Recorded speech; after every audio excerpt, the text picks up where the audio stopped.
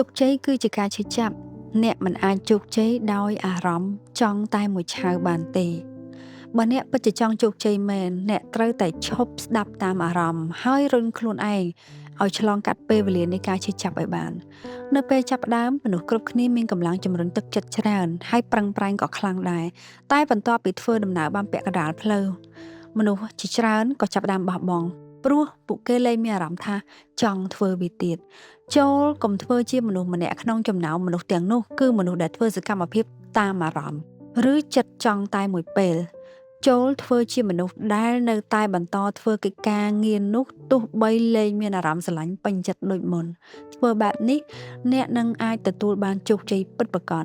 បើអ្នកធ្វើអ្វីតាមតែអារម្មណ៍និងចិត្តចង់តែមួយឆាវអ្នកនឹងចាប់ផ្ដើមធ្វើកិច្ចការងាររាប់រយរាប់ពាន់តែគ្មានបានសម្រេចកិច្ចការងារណាមួយទេផ្ទុយទៅវិញបើអ្នកនៅតែបន្តធ្វើកិច្ចការងារដោយភាពច្បាស់លាស់បើទោះជាត្រូវឆ្លងកាត់ឧបសគ្គបញ្ហាច្រើនកម្រិតណាអ្នកនឹងទទួលបានអ្វីមួយដែលល្អប្រសើរព្រះពុទ្ធព្រះបរមគ្រូនៃយើងព្រះអង្គក៏បានណែនាំនៅគន្លឹះសំខាន់ចំនួន4ដែលជួយឲ្យមនុស្សយើងអាចសម្រេចជោគជ័យលើកិច្ចការងាររបស់ខ្លួនដែរចំណុចទាំង4នោះរួមមាន 1. ឆន្ទៈ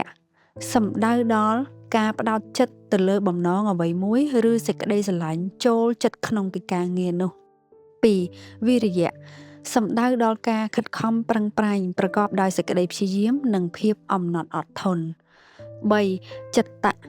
គឺផ្ដោតទៅលើចិត្តដែលធ្វើកិច្ចការទាំងឡាយហើយការធ្វើកិច្ចការនោះដោយយកចិត្តទុកដាក់ 4. វិមង្សៈជាការអង្កេតស្រាវជ្រាវហើយឧស្សាហ៍ត្រិះរិះពិចារណារកហេតុផលក្នុងកិច្ចការងារនោះហើយរកផ្លូវធ្វើវាឲ្យបានត្រឹមត្រូវសរុបមកគ្មានជោគជ័យណាដែលបានមកដោយងាយងាយឬដោយមិនឆ្លងកាត់ការឈឺចាប់នោះទេនេះហើយជាដំណើរដែលភាពជោគជ័យអាចសម្រេចទៅបានដោយអាស្រ័យលើទស្សនវិស័យនិងកម្លាំងចិត្តជាផ្នែកតូចៗប៉ុន្តែវិន័យនិងការតស៊ូព្យាយាមគឺជាផ្នែកដ៏សំខាន់ពិតប្រាកដអរគុណសម្រាប់ការតាមដានស្ដាប់ប្រសិនបើអ្នកទាំងអស់គ្នាចូលចិត្តคลิปវីដេអូរបស់នាងខ្ញុំហើយចង់គាំទ្រអ្នកទាំងអស់គ្នាអាចធ្វើការគាំទ្រនាងខ្ញុំតាមរយៈការ download app Sastra Film ភ្ជាប់គម្រោងដើម្បីទស្សនាភាពយន្តខ្មែរដ៏ច្រើននៅលើ app Sastra Film តម្លៃនៃការភ្ជាប់គម្រោងត្រឹមតែ$5តែប៉ុណ្ណោះក្នុងមួយខែអរគុណចា៎